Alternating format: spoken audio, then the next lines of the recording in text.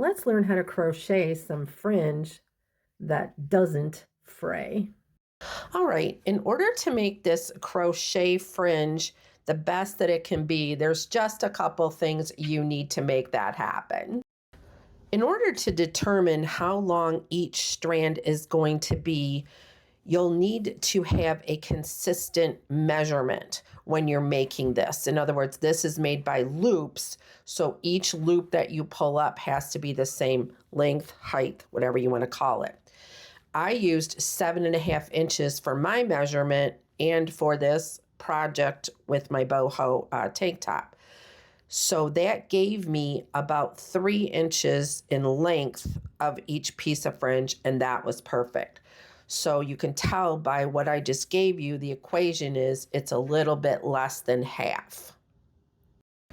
Now, I highly suggest that you fashion some type of gauge swatch or a couple of rows of your favorite crochet stitch before you actually attempt to do this on your project. This does require a little bit of practice. It is not hard, but you have to build some muscle memory for it. So that means that you should practice it on something that is not your project.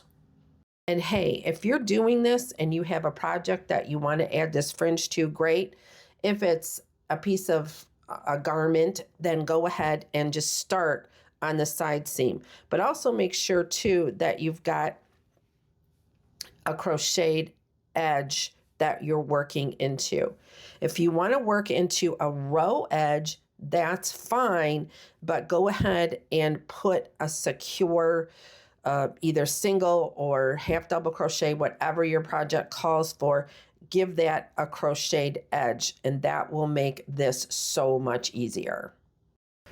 All right, now we're going to find the first stitch, and we're just going to secure it with a knot. That's all. Go in, pull it through, make a knot.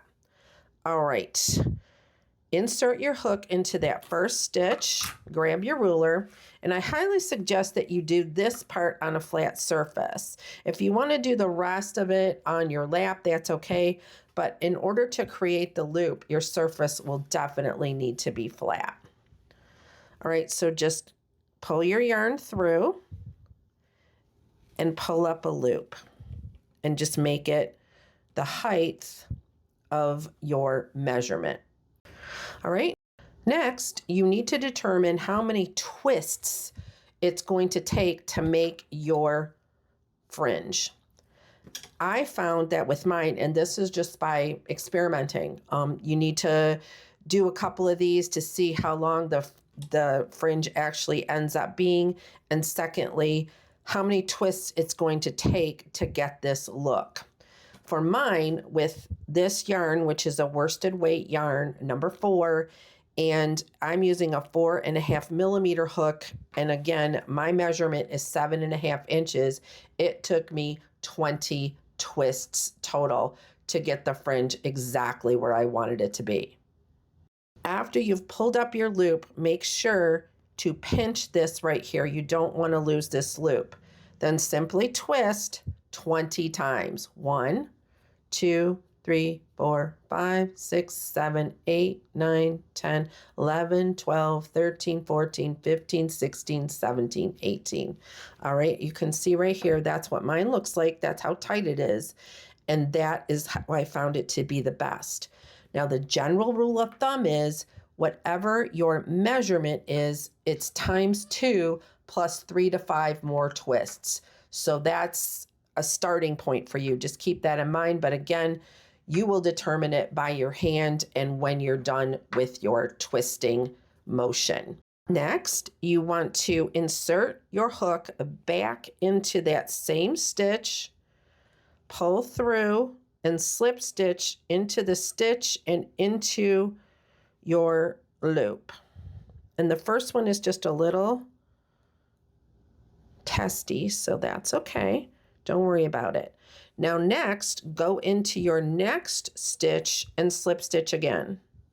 And leave that there, that's okay. Don't worry yourself about how that looks right now. All right, slip stitch. Now you've anchored this.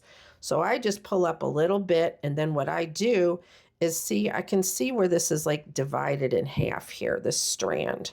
So I just stick my hook in there, pull it out, and it'll come right out. And also you can just give it a little twist or, tug with your fingers, and it is perfect. Look at that. But always do this part after you've done that slip stitch into the next stitch, because when you're here, you're still in this loop, and that's why it's important to pinch everything when you're pulling up, because otherwise it's going to be not so good. All right, so here we are. We're in that stitch, and we're in the next stitch, excuse me. So we just need to pull up our loop, same length, see that? All right, twist 20 times, because that's what works for this pattern and this yarn. 1, 2, 3, 4, 5, 6, 7, 8, 9, 10, 11, 12, 13, 14, 15, 16, 17, 18, 19, 20. Yay. All right, slip stitch.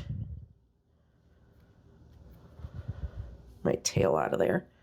Into that very same stitch.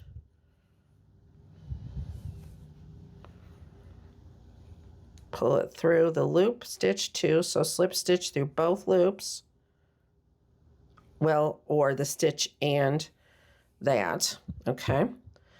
Now slip stitch again into the next stitch.